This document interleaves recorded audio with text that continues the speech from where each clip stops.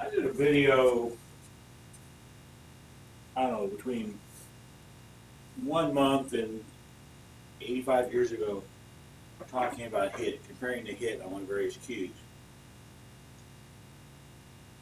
And the shot that I did, something about like this, to shoot the 10 in and try to get a feel for what the cue ball did. Yeah, it is a very subjective type of thing. And talking with a couple of other shots that may illustrate a little bit better what I'm trying to talk about here. So let me grab my Southwest. Let's talk about one of the shots that I kind of use to try to gauge how good a cue hits. This cue is not my best hitting cue. It is not. I wish it was. It is by far my most expensive cue, but it is not. So one of the shots that I was doing,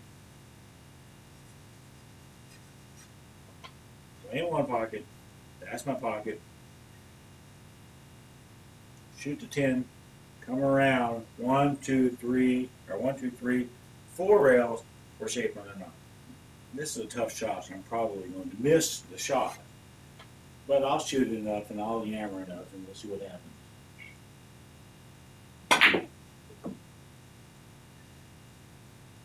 You can kind of see what I was looking to have happen.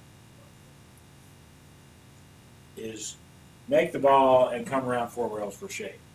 My cat is all over my feet. So all bets are off on me ever making a shot.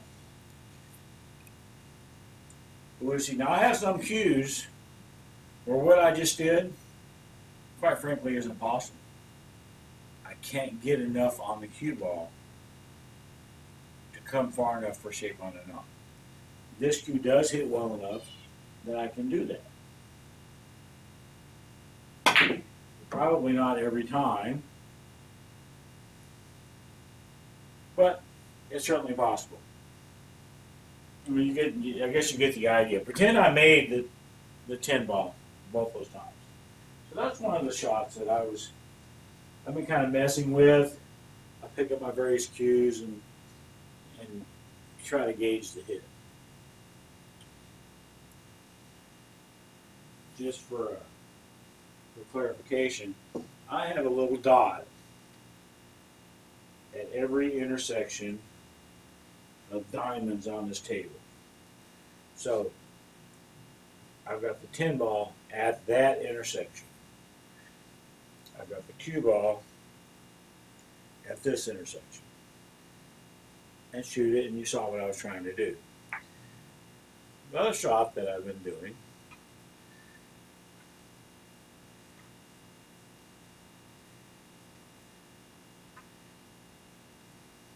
again, pretending I'm playing one pocket here.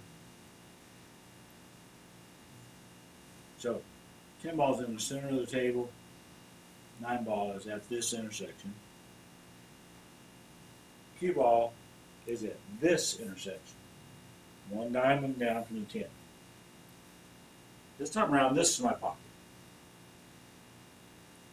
And you can imagine some kind of scenario where I can't even bother trying to think about shooting the 10. So what I'm trying to do is make this 9 with like bottom right-ish English, come over here and back up for one of these balls. This shot, for me, is very tough to get a good enough hit. With the Southwest, sometimes I can get it, usually I don't. I have other cues where it's almost effortless. But let's just shoot this and just see what happens. So you kind of get what I'm trying to do. So that's kind of what I'm trying to do. But imagine that I came over here. That would be just a hell of a lot better, right? That's the kind of thing that I'm talking about. This ball has to be hit hard and accurately, and the cue ball has to have enough energy on it to do what I want it to do. To me, this is about as good of a definition of a hit on a cue as I can come up with. Now, if the one wasn't there, I would have a good shot at the tip. That would be perfectly acceptable for me to do something like that.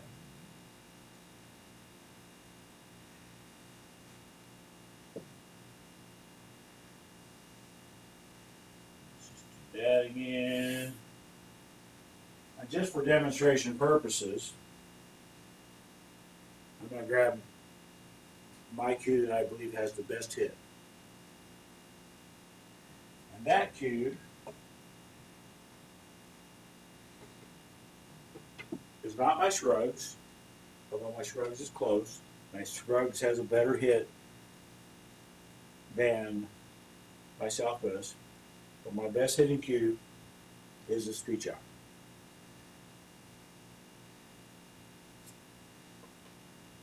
And that's pretty bad, because I couldn't get sheep on that anyway. Looks like this.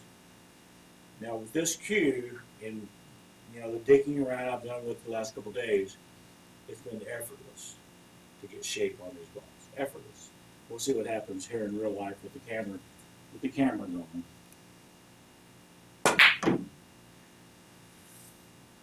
Well, pretend I made a one. I didn't. Pretend I did.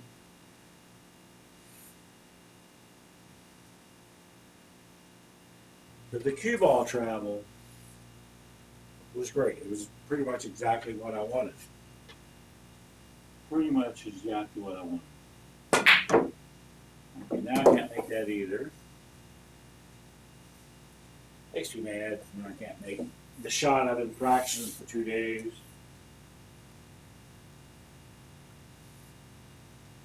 So we'll just do it one more time. We'll see what happens. This is, if you set these balls up at those intersections of the diamonds I was talking about, it's a pretty slight cut, but it is a cut. It is indeed a cut. So the cue ball is naturally going to go into this rail. It's just a matter of having enough spin and really just a little bit of bottom on it to get it to come back, and then that's where the hit takes over. You put the right English on the cue ball, the right amount of draw on the cue ball, that the hit is not solid enough, you're not going to come anywhere near where you want to come.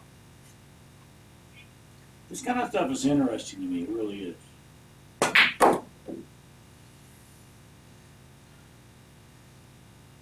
So, I mean, there we go. That's what happens with a cue that has a good hit.